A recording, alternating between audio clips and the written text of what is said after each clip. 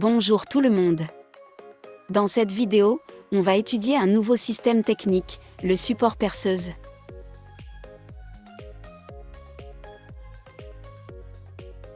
Présentation de système. À quoi sert un support perceuse? Le support de perceuse est un outil qui permet à l'utilisateur de mettre en position et de maintenir en position une perceuse afin de percer facilement et parfaitement les pièces.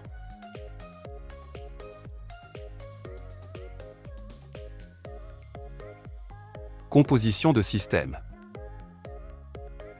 Le système est composé des 15 pièces nommées comme suite: semelle, colonne, vis à tête hexagonale M8, support mobile, biellette, levier, poignée, ressort, vis à tête cylindrique bombée M8, rivet à tête plate, bouton de serrage M8, bouton de serrage M8, support fixe, vis à tête bombée à 6 pans creux M8, guide du support mobile. Et voilà la vue éclatée contenant toutes les pièces de système.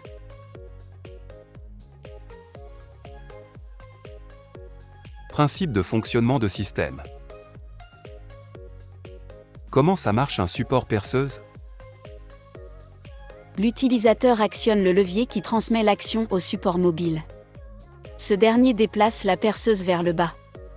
Une fois l'action sur le levier est supprimée, le ressort de rappel remet le support mobile à sa position initiale. L'ensemble perceuse plus support aide l'utilisateur à percer facilement et parfaitement les pièces.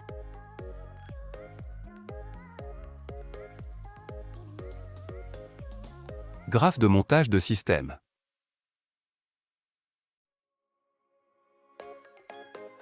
Pour faire le montage, on dispose tous les composants de système dans une table. On commence tout d'abord par le montage du sous-ensemble, SE1, qui s'appuie sur la pièce numéro 5 comme support. On ajoute le guide du support mobile, numéro 4.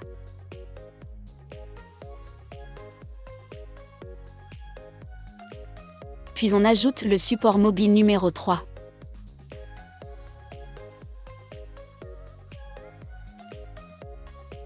Les deux pièces 4 et 3 sont assemblées par la vis à tête bombée à 6 pans creux M8, numéro 14. Pour bien serrer la vis, on choisit la clé à 6 pans 8 comme outillage, et on serre jusqu'à l'entrée complète de la vis.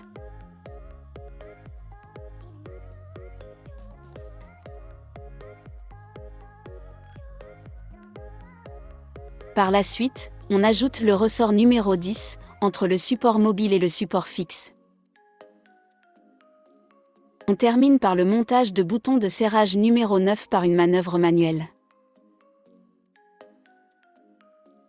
Et voilà le sous-ensemble, SE1, qu'on va utiliser après, pour le montage de l'ensemble total de système.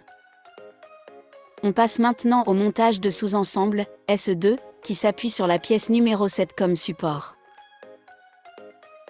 On ajoute la poignée numéro 15, c'est un montage à chaud. Puis on ajoute la biellette numéro 6. Les deux pièces 6 et 7 sont assemblées par le rivet plat numéro 12. Le montage nécessite un marteau comme outillage. On tape par le marteau jusqu'à ce que l'extrémité de rivet devienne plate, ce qui bloque la sortie de levier. C'est un assemblage non démontable.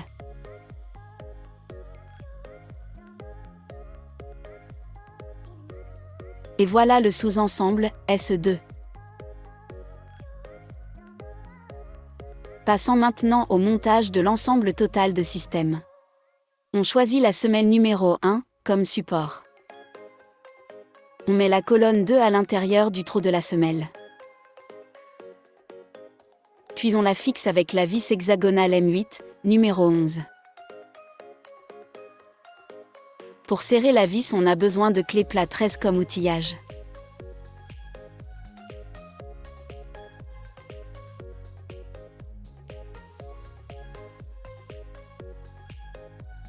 Par la suite, on ajoute successivement le sous-ensemble SE1 et le sous-ensemble SE2.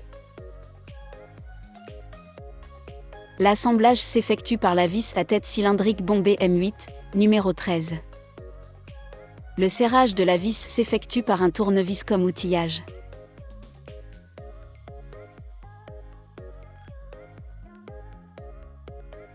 On termine par le montage du bouton de serrage, numéro 8 qui sert le support fixe à la colonne suivant une hauteur donnée.